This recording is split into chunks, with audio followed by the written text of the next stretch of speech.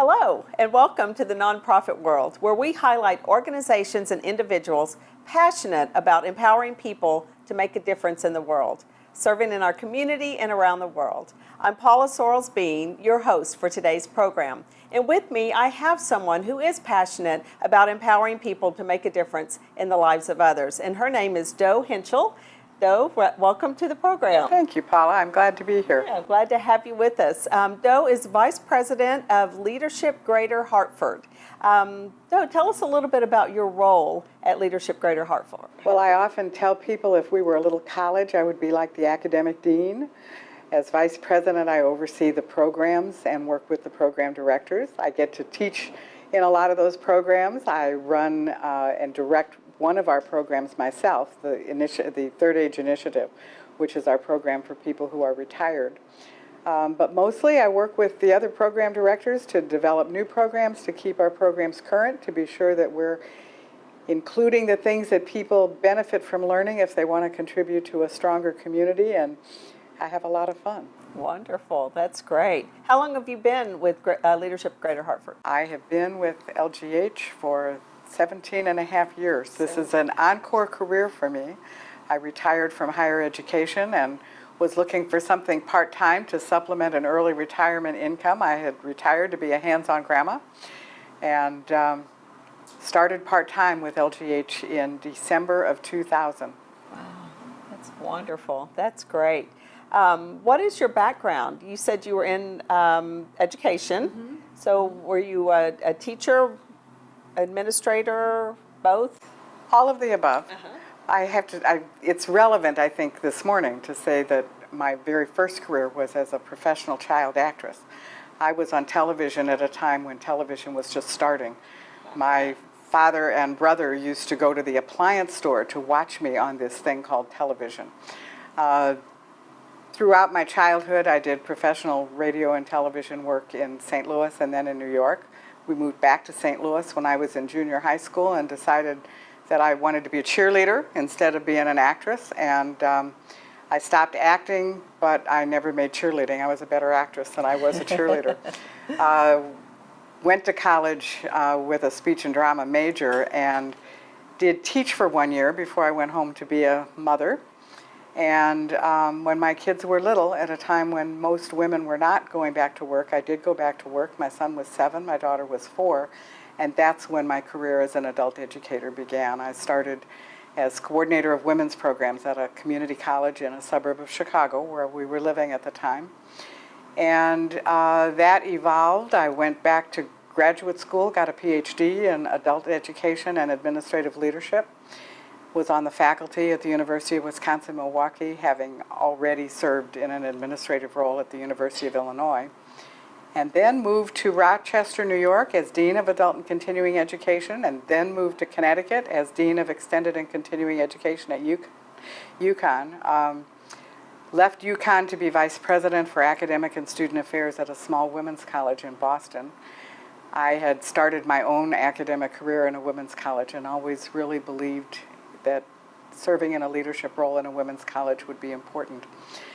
When I retired, I came back to Connecticut, where I still had a home, and when I began looking for something part-time, Leadership Greater Hartford was looking for someone to develop the leadership program for retired people.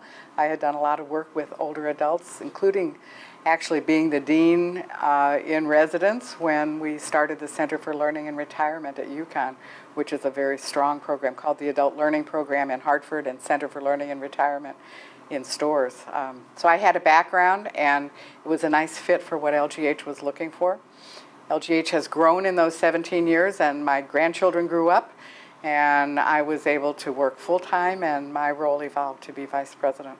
Wow, that sounds wonderful. So it really sounds like your career had a big part in played a big part in what you're doing today. Absolutely. Yeah. You know, in retirement, I was really looking for something that would build on what I had learned and what I knew well and what I could do, but that would enable me to continue to grow, which I think is what life is all about. You know, I often ask have you ever learned everything you need to know for the rest of your life? And if the answer is yes, I think you're in trouble. And I think the rest of us are too, because you think you have all the answers. So this work really enables me to continue to grow myself, continue to learn, develop new ideas, new programs, and work with people who are also interested in continuing to enhance and develop themselves. All for the good of the community, I have to say. You know, there's a purpose to it. And don't you think that has a big impact on our staying, I don't want to say staying young necessarily, but living life to its fullest? When you stay active and you continue to learn and you continue to teach others. Well, actually, I like to say the Third Age Initiative is preventive medicine. And there is now a substantial body of research that indicates people who do stay active and engaged in activity that is purposeful and meaningful to them. What's meaningful to you might be different than what's meaningful to me. But if I get up in the morning and I have something meaningful to do, the research is clear. I will live longer, and I will have longer, healthy life than if I withdraw from that and disengage. A lot of research that's been done to that. And what we find at Leadership Greater Hartford is that you plant those seeds of being involved in the community in meaningful ways early on in life. And once those seeds are planted, you can nurture them and they can grow, and that'll be part of your lifestyle forever. And that's a win-win for everybody. It's a win for you as an individual. It's a win for the work, the people that benefit from the work you're doing. It's a win for the community as well. However you define community, whether it's the community in which you work, the community in which you live, the broader community of the society, the country, everybody can win. Yeah, it's great. I like that idea of planting the seeds and then it just keeps blooming over and over and over again. Yeah. That's beautiful. I like that. That's great. Tell me about some of the programs. We talked a little bit before we started the program about the consulting and training that Leadership Greater Hartford does. Tell me a little bit about the programs that you offer. Well, let me start with the programs and then how that contributes to our consulting and training practice. Leadership Greater Hartford began in 1977 at a time when the community of Hartford, like many urban communities across the country, were experiencing less than peaceful, harmonious times. There were a lot of discord, a lot of unhappiness, a lot of change in the community. And a group of business leaders, people often called them the bishops in Hartford, the CEOs of the major companies, recognized that they had done nothing to cultivate a new generation of new leaders. They also recognized that that new generation was not going to look like them. It was going to include men and women. It was going to include people of all different races and ethnicities. And they recognized that they really hadn't focused on who would care about the community the way they had, and put their energies and efforts and resources to making sure that the community remained strong and vital, or became strong and vital again. They discovered that in a number of other cities around the country, the chambers of commerce had begun community leadership programs for that purpose. Help people become aware of the issues and the challenges as well as the assets of their community, and inspire them to become engaged in strengthening that community and contributing their talent and their time. So Leadership Greater Hartford was born. We believe we're the 12th oldest community leadership organization in the country. There's probably about 1,500 now. We believe, well, we know we are one of the largest and the most diverse in terms of our programming, and believe we might be the most diverse. We have leadership programs that are appropriate regardless of where you are in your own leadership journey. We have several high school programs for high school students. One is during the academic school year. We call it Common Ground. And students from public and private and urban and suburban institutions, schools, come together and they learn about each other. They learn about themselves. They learn about leadership. They learn about the community. They engage over the course of a semester in a community service project that they designed themselves. About 40 kids from usually 8 to 10 different schools at a time. We have a summer leadership institute for high school students called Summer Nexus, which is a 1-week consolidated version of the Common Ground program. And 1 week, about 15 to 20 kids from all over will engage and learn all those things about themselves, about each other, about the community. They also do a project. Hands-on projects are a big part of the way Leadership Greater Hartford works. We think you're not going to commit to a community you don't love, and you're not going to love a community you don't know. And we want people to know the community, come to love it, and experience the joy of being involved in a way that makes a difference, so that when they leave our programs, they're committed to continuing that kind of work on their own. So our keystone or main program that we began with, we call Quest, which is a program for people who are not quite at the beginning of their career, but 6 to 7 years into it usually, on up. And this is a year-long program that does the same thing as our youth program. You learn about yourself, you learn about the community, you learn collaborative leadership. For us, leadership is not about being in charge. Leadership is learning to give the best you have consistently to the work of the group and helping others do the same. So we spend a lot of time learning about other people. We focus on a personality system called the Enneagram, which is an ancient system, goes back 5,000 years, but only in recent decades has been used to look at how people work together in teams and groups and organizations. It's a core of what we teach. We have a collegiate program called Leading Off Campus, which, like Common Ground, brings student leaders ready for the next step. They come together from multiple institutions, learn to be leaders among leaders, learn about the community. You know, there's a lot of concern about the brain drain, if you will. We have a lot of wonderful educational institutions in the greater Hartford area that attract the best and the brightest students, and then the sense is that the best and the brightest students decide they want to start their career elsewhere.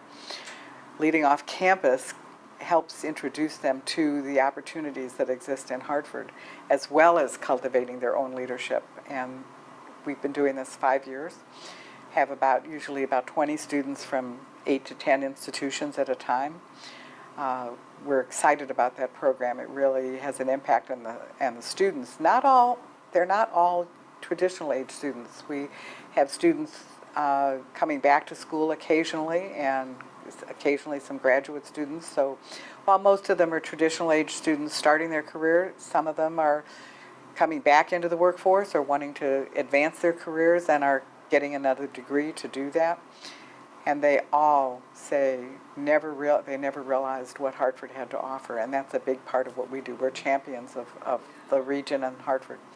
So I get back to Quest and mid-career. We have a program for executives who are new to the area or new to their executive position, and in positions that require that they have good, strong networks in the community.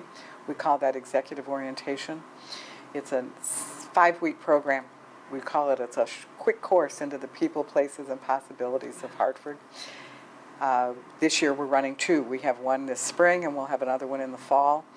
The executive CEO of the Hartford Foundation, the superintendent of schools were in last fall's program. The new CEO of the Metro Hartford Alliance is coming into this one. The chief of police, the new chief of police at Hartford, will be in this program. So these are people new to their positions and or new to the area, and they are immediately connecting to other people that are new and making those connections. We have another program for advanced seasoned leaders called Summit, which is for people who are kind of at the peak of their career and are looking around and saying, well, how do I use this disproportionate influence that I have as a leader, and how do I use that beyond my own organization? How do I get out of the building and use this in a way that strengthens the community, connecting to other people also who are seasoned senior leaders? And I like to say Summit creates the time and the space for people to sit back at this point in their lives and reflect upon where they've been and how they can continue to have meaningful work in their lives. We have a program for people transitioning from work in the private sector to the nonprofit sector, which Sarah DeGraff was a graduate of, called Encore Hartford. It's a collaboration with the University of Connecticut's nonprofit leadership program. And this is really for people, seasoned professionals, usually people in their mid to late 40s on up into their 60s, who say, I want to do something different. Maybe I've taken an early retirement. Maybe I couldn't say no to that golden handshake that was offered, but I'm not really ready to sit on the porch. And I'd like to give back to the community, but still continue to work, and this is what Encore does. Leaders on Board is the last program, I think, well, except for the Third Age Initiative. Leaders on Board is a program where we train people who were interested in serving on nonprofit boards. And then we, through a process called Express Match, which is kind of like speed dating, they have an opportunity to meet a variety of nonprofit organizations looking for new board members. And once you've been through the training, you can go to as many Express Matches as you want until you fall in love and someone falls in love with you. Over the course of the 8 years that we've been doing this program, we have been instrumental in helping to place 650 plus people on the boards of 145 nonprofit organizations. This strengthens the community in powerful ways. It opens totally new populations to the nonprofits. Instead of looking around the table saying, well, you're going off the board, your term is up, who do you know who might take your place? Instead, the nonprofit has an opportunity to meet people they would never have met before. And a lot of individuals have an incredible eye-opening experience when they discover how many nonprofits there are and how different they are, ranging from, you know, the one-person nonprofit operation out of somebody's home to statewide organizations that serve hundreds of thousands of people a year. Everything from protectors of animals to the statewide Connecticut Mental Health Association. Okay. They come and play with us in Leaders on Board, and we help them find new board members. And then the Third Age Initiative, which is where I started, which is for people who are retired. It's a year-long program for people who say, I am retired, but I want to find an avenue where I can give back, something I care about. And like our other programs, they learn about themselves, they learn about the community, they form teams, as in Quest, and take on an issue, develop a project to impact that issue. And then that launches their leading and later life phase. We've done impact studies of the Third Age Initiative graduates, and almost all of them report that they're involved in ways that they never were before, with organizations they were never involved with before, and they attribute their experience in the third age to that. So those are the programs. You can see why I think we're probably the most diverse community leadership program in the country. We launched about, well, I've been here 17 and a half years, about 16 years ago. Partly as a result of my background in continuing education. Ted Carroll, our president, who has been president since 1985, we sat down and he said, you know, we are often asked about doing work in an organization, and we try to be responsive, but maybe we should be more purposeful about that, and the skills I had in building continuing education programs was a nice fit for that. So we started doing consulting and training. Built up a portfolio that really is largely based on the learning that people gain from our regular programs, and we customize it and package it for particular organizations. So the Enneagram, for instance, the personality tool that we use, where you learn about yourself, your strengths, your short suits, what sends you into what I call your uglies, and how to enhance your ability to respond and work with people in different situations. I say get out of your bench and learn to access assets of other personality types. It's a core piece of what we do in our consulting and training work. We also draw heavily on the work of Kouzes and Posner, which is a well-known, internationally popular leadership model based on 5 leadership practices. It's a core of all the work that we do, and we do a lot of customization around that. And then we do other kinds of team building and conflict resolution and values education that are often pieces of our bigger programs, but we can focus it on the needs of an organization. So in a given year, we will work with 40 to 50 different organizations, nonprofit organizations, public organizations, corporations, neighborhood associations. They contract with us, and we help them become stronger, better, more vital. And in a given year, as I say, we probably work with 40 to 50 organizations, and altogether between our programs and our consulting and training, probably work with about 3,000 people a year. That is amazing. Yeah. So we're Wonderful. busy. Yes. We're busy. Yes, and doing wonderful things in that Well, busy. it's we see our role as developing, inspiring, and connecting diverse leaders to make a difference in their communities. And by every indicator that we can find, in fact, we're pretty successful at doing that. That's great. That's great. And it's Enneagram? Enneagram. Enneagram. Now, is that just something that you provide for corporations, or can an individual walk in and do the same kind of assessment? An individual can take a profiler online. It sits on our website. The Enneagram is widely used around the world. It's not as widely known as some others personality tools like the Myers-Briggs. We used to use the Myers-Briggs at LGH. Having discovered the Enneagram, we believe it has more value because it's a more dynamic system. In addition to learning your core type, you learn how to get out of it and how to build upon the core that you have, and it's particularly useful in helping people learn to work together and create an environment where other people can benefit. So an individual can take the profiler online. The limitation to the profiler is that unlike some other kind of instruments you might take, you'll get a score, but what that score does is tell you how often you draw on the perspectives of each of the 9 types. And depending on your life experiences, your highest score may not be your core type. An example I often give is when I had a spinal fusion a few years ago.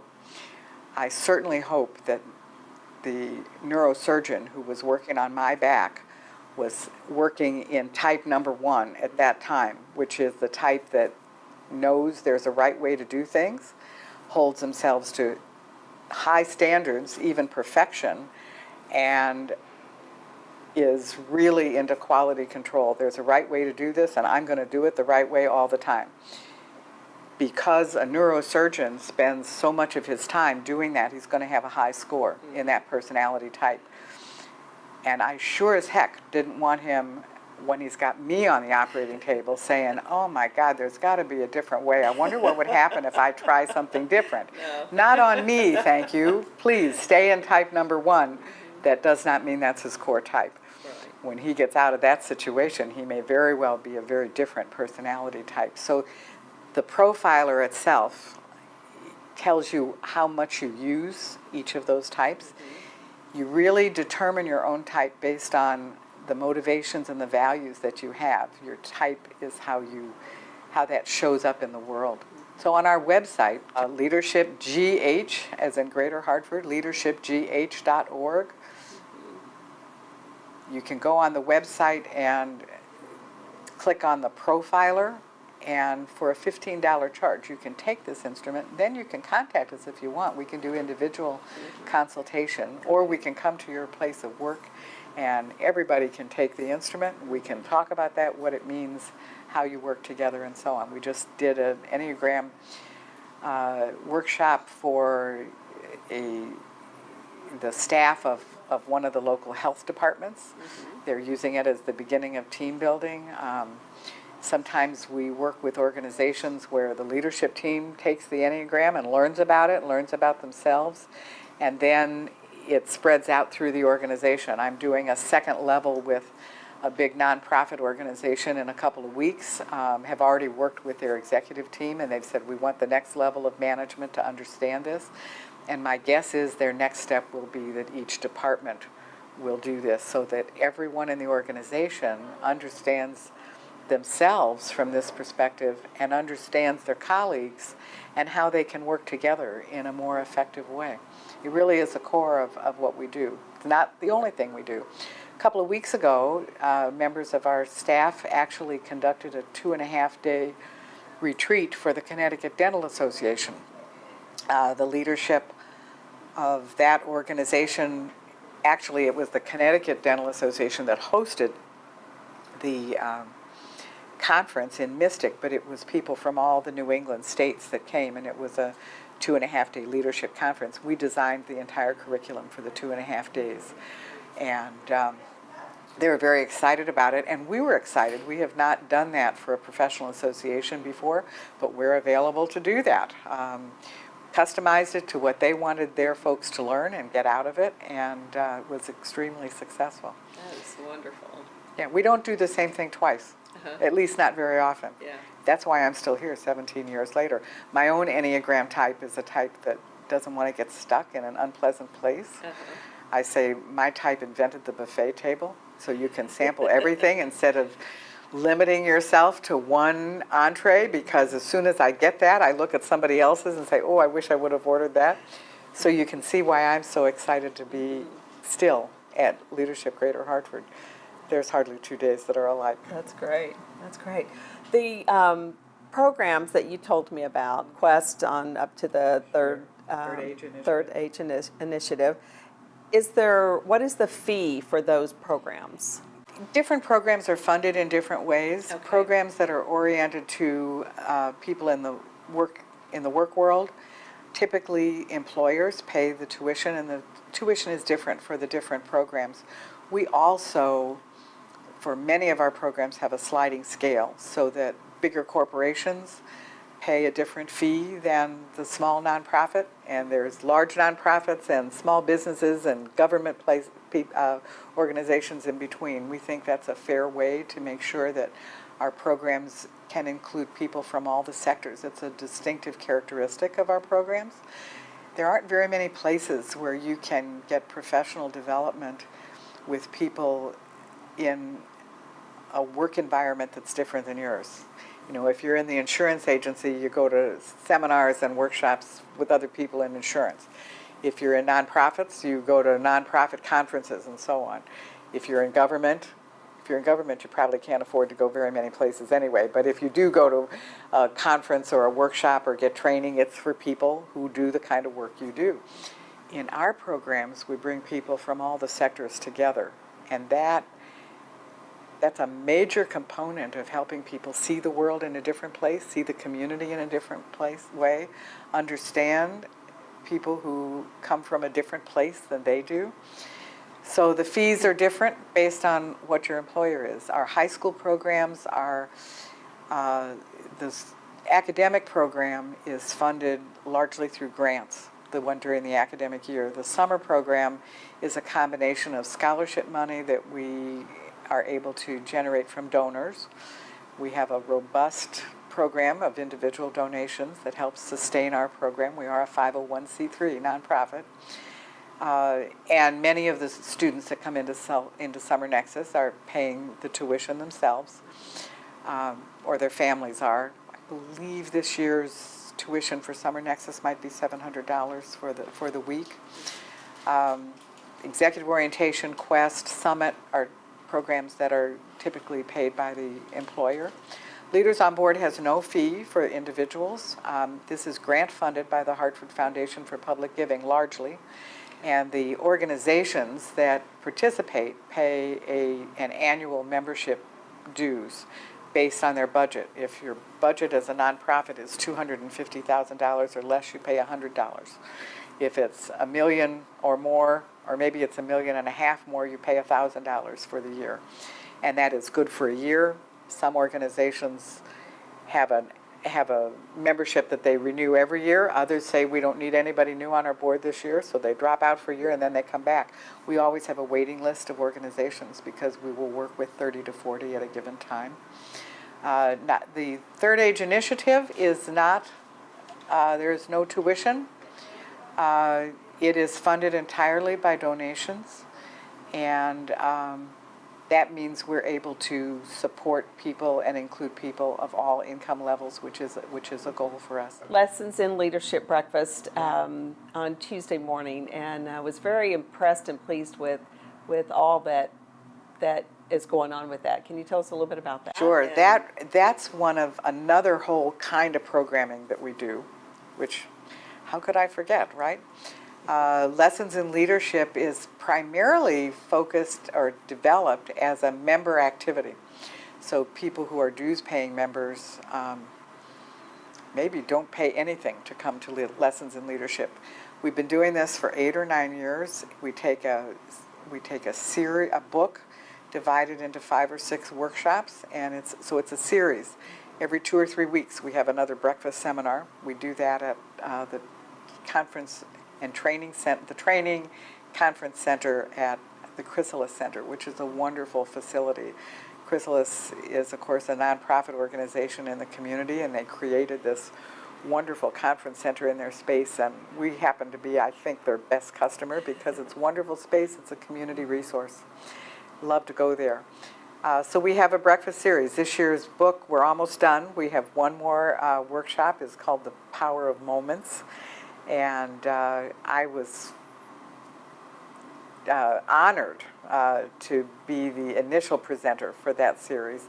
I did an overview of the book, which talks about how some moments stand out in our lives and impact us in ways that are different than most moments, and teaches leaders how to create those kind of powerful moments for the people we work with. It's been a wonderful book. So we do that. We also have a newer series called Wake Up Leadership Breakfast, where we take an issue that is kind of a hot topic, if you will, in the business community, and bring people together, like Lessons in Leadership. Kind of our style in these kind of community programming is that we'll introduce ideas with a panel or a facilitator, a presenter, and then we turn it over in a structured way to tables, and they discuss things, and they talk about things, or they do an exercise of some kind. So it's not just coming and listening to us. Wake Up Breakfast is like that as well. We did one on the intergeneration or multi-generational workforce. We will be having one in May on conscious capitalism, which focuses on companies that look to do good as well as do well in their business. And there will be a panel discussion that will spark the conversation. I believe the date on that is May 23rd. That's coming up.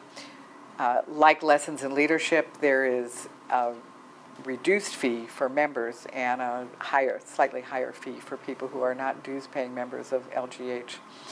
Lessons in Leadership dues-paying members don't pay anything. Everybody else does. We also have a networking series. The 4th Thursday of every month is another membership activity, although it's open to anybody. You don't even have to sign up. 4th Tuesday of every month, we show up at a place. We announce where it's going to be. A popular place, sometimes in the suburbs, sometimes at Hartford, for an after-hours networking social event. The one this month will be at TheaterWorks. A couple of months ago, we were at the Infinity Hall. We've been to places like the Tavern at Keeney Park, which is a wonderful restaurant that we wish more people knew about. It's relatively new. Keeney Park, one of the big parks in Hartford, which has a beautiful golf course. They redid the golf course, and then last year they reopened the clubhouse as a wonderful restaurant. So last June we had an after-hours, 4th Tuesday after-hours there, had about 60, 70 people come. And our goal, of course, is to introduce people to places that they'll want to go back to. So that's another kind of programming we do. And I should say our major fundraising event is a gala that we do in the fall. It'll be October 10th or 11th this year. We call it Polaris because we recognize the guiding stars in the community, the people who are making a difference. It's always a fun event. It'll be at the Bushnell.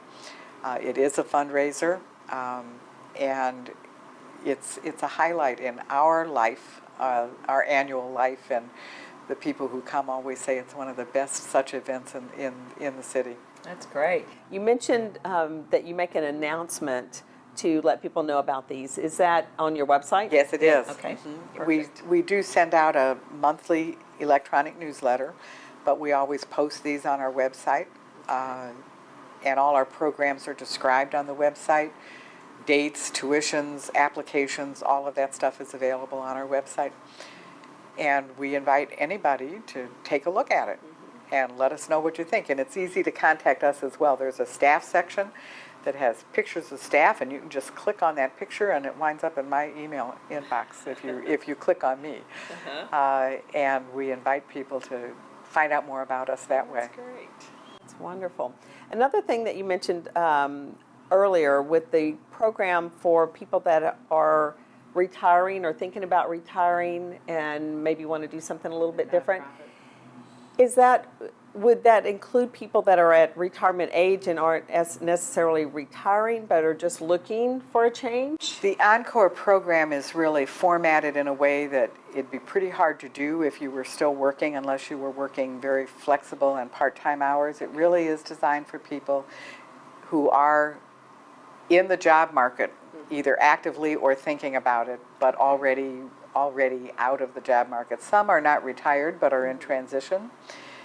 It's going to begin on May 8th of this year, and every week for the first 7 or 8 weeks there are 2 workshops, Tuesday and Thursday from 8:30 in the morning until about 12:30, which is why if you were working it'd be pretty hard.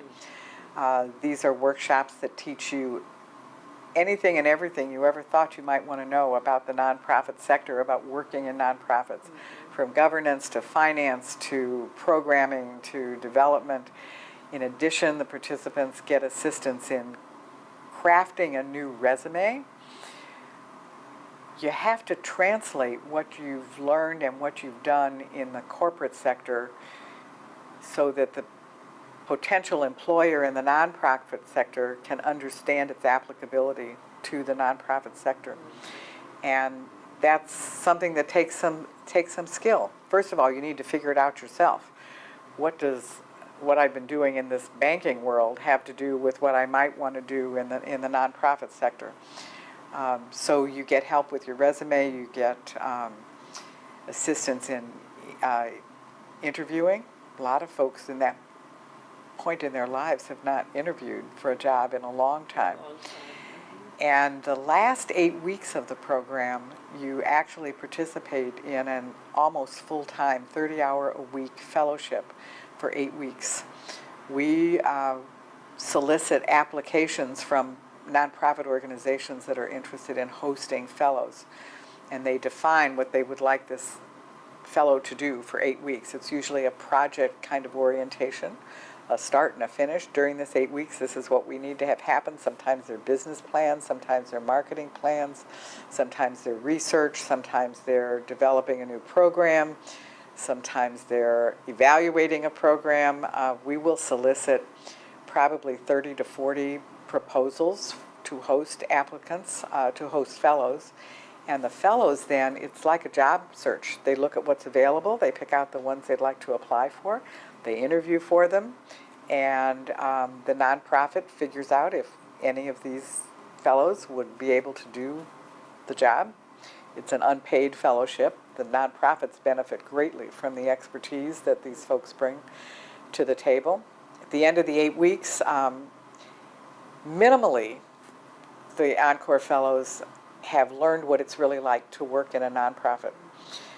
At their best, some of them wind up with jobs in those nonprofits. And in between, what happens to most of them is that they got not only a good understanding of what it's like, they actually have a positive work experience that they add to that new resume, and they've got a reference that they can call on. And in fact, the record is that about 90% of the people who graduated from Encore are working. About 75% of them working in the nonprofit field in either part-time or full-time positions. Many are not looking for full-time at that point in their lives, as you can imagine. Food Share in Bloomfield has currently employs 3 Encore Fellows in different positions. We've had a couple of Encore Fellows now become executive directors at nonprofits. None of them started out their first job in the nonprofit sector as an executive director, but they are executive directors now. And it's a wide range of jobs: finance people, marketing people, program people, youth counselors. It's almost unlimited as people learn how they can translate their experience into that work. We love the Encore program. It's one that we are so proud to be a part of. It's really a fabulous experience for the folks who go through it, and again, it contributes to a stronger community. Wow. It sounds to me like Leadership Greater Hartford is just one of the best kept secrets. I don't, looking back, it would have benefited me so much in an executive director role that I had with a nonprofit here in Hartford. I come from Texas. Yeah. I had lived here for a few years when I was offered the position, and I didn't know people. I didn't know the area. You should have been in executive orientation. That would have been the first place we would have started you. Absolutely. Well, now that I know, hindsight 2020. You know, we often say we're one of the best kept secrets in Hartford. But it turns out we're not as secret as you might expect. That's good. For our 40th anniversary 2 years ago, we wanted to look at how would we know if in this 40 years we have made a significant difference. We spent quite a bit of time talking about what's the difference between success and significance. And we borrowed a definition from Jim Collins, who wrote From Good to Great, a book that we have actually incorporated in some of our teaching. And he says, if you were to disappear suddenly as an organization, and there would be a gap that would not be readily filled by somebody else, then you're significant. So we thought, well, that's an interesting definition, and how would we go about finding that out? I don't know that we ever really answered that, but one of the strategies we used to try to answer that was we gathered a list of about 100 movers and shakers in the region. Number of people suggested names, people in the corporate sector, in the nonprofit sector, government sector, education, and so on. We added people, and at the point where nobody was adding somebody that wasn't already on the list, we said, well, this is a list of current movers and shakers. Then we went back into our database to see if they'd ever played with us. Okay, these are the 100 movers and shakers. Did they ever take a program from us? Did they ever participate? Did they ever send other people to us? Are they a member? Are they a donor? Have they ever engaged us in consulting and training? And 85% of them have at least once been in our arena, if you will. We can't say there's a cause and effect there, but we certainly can say there's a connection. And we happen to believe that Hartford is a community that operates in a more collaborative way than many cities, that has, there's evidence that, you know, we're a pretty strong community in terms of supporting nonprofits, supporting the arts. It's part of nonprofits. And we can't help but think it's at least perhaps somewhat related to the fact that so many of the leaders in the community have at some time connected with us, where hopefully they learned more about themselves, learned more about the community, and were inspired to be fully engaged in giving back to making it a strong community. That says a lot about the organization. Yeah.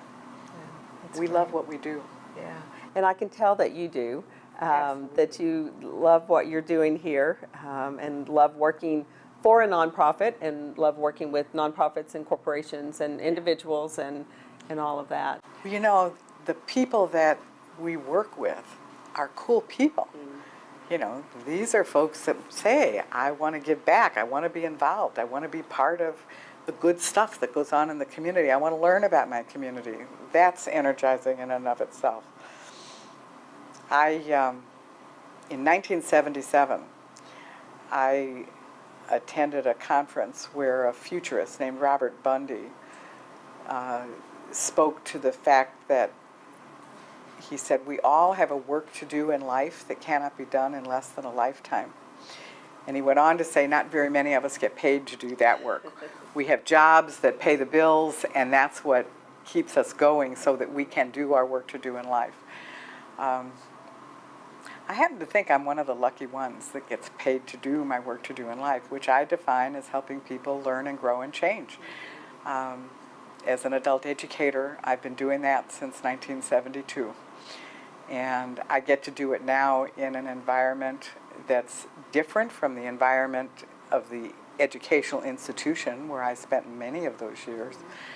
But I can apply what I know about helping people learn and grow and change to wherever they want to grow and learn and change. And Leadership Greater Hartford gives me a place where I can do that, and does give me a paycheck every 2 weeks. So I can't imagine depriving myself of the joy that I get. If I weren't doing this work in this wonderful organization, I would be looking for a place to do it. And I wouldn't get paid for it. So this way I can continue to give back. I happen to be a significant donor. I'm in a position where I can give back to LGH as well as giving back to the community. And I'm tickled. We have a conference room in the building. And in our offices, we are tenants in the United Way building.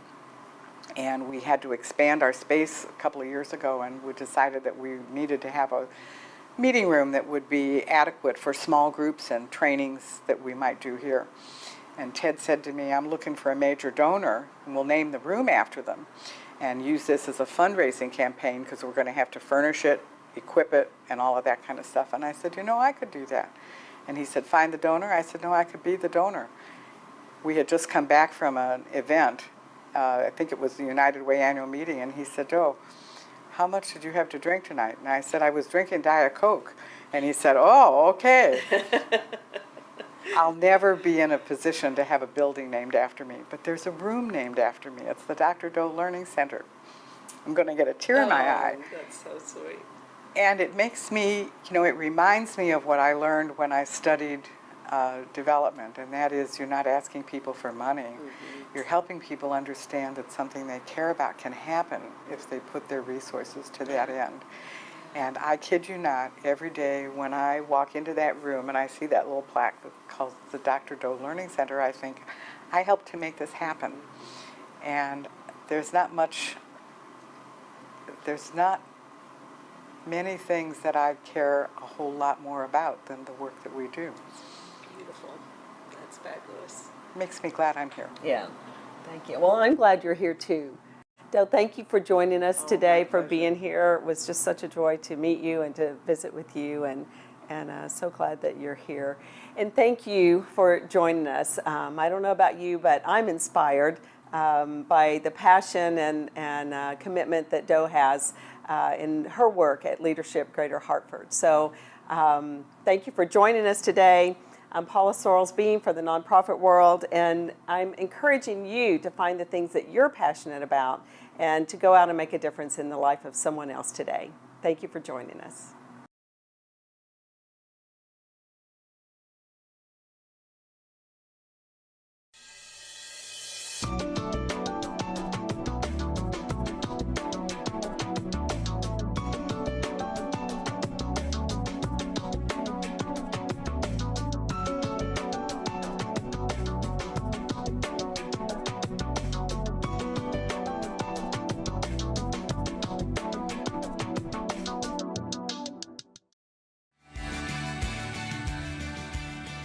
I remember very vividly how back in the 1970s, the Hartford region was in turmoil. It was a time of unrest and protest. And there was a climate of distrust between the city and Hartford suburbs. So there was an urgent need to develop trust, build connections, and share a common concern for the region. In response to this significant community leadership challenge, Leadership Greater Hartford was founded in 1977 with the mission of raising awareness, promoting collaboration, and developing leaders to build a stronger and more vibrant community. Leadership Greater Hartford is the region's largest and most active leadership network, and its programs are nationally and internationally recognized for using community action projects to connect diverse constituencies and to build bridges of understanding within a region. By helping us all understand our common interest and shared future, Leadership Greater Hartford facilitates partnerships between government, nonprofit organizations, and small and large businesses. It bridges the divide between city and suburban residents, between young and old, between racial groups, religions, and ethnicities, between those who question what they can do and those who question what they should do. Since 1977, more than 6,000 people have accepted the Leadership Greater Hartford Challenge. This award-winning leadership development and civic engagement group continues to positively impact individuals from more than 40 communities in furthering their careers, enhancing their retirement, and developing meaningful personal and professional relationships. More importantly, Leadership Greater Hartford has empowered its program alumni to be effective leaders in their work, in their communities, and in all aspects of their lives. Leadership Greater Hartford is Hartford's champion, enhancing and showcasing what the city has to offer to all who live and work in this region. At the same time, its projects address community challenges, from basic human needs to arts and culture, from youth and education to housing and community development. More than 100 Leadership Greater Hartford teams and projects later, Leadership Greater Hartford has become known as an effective catalyst and force for good in this community. Leadership Greater Hartford has had an opportunity to help us with engaging our residents in developing our One City, One Plan, which is our plan of conservation and development, a plan that's been very instrumental for us in terms of prioritizing not only the wants and needs of the community, but also making sure that we have a plan that suits not just us as a city, but complements our region, because we are the capital city. We at the Alliance are pleased to be an important colleague and partner with LGH on many initiatives in the city in helping to drive economic growth, employment growth, and really showcasing the great assets that the city and region have. Many of Leadership Greater Hartford's accomplishments have been undertaken by program participants working in collaborative and diverse teams. They have triggered profound and lasting changes in our community. But where is Leadership Greater Hartford going in the future? And how will it get there? I think that the work of the board will be to ensure that we put the infrastructure and financial resources in place to ensure that we can continue the work of Leadership Greater Hartford in the years to come. We've gained this success by building on 5 pillars: leadership, collaboration, community, diversity, and engagement. And it's going to be important for us to continue that work.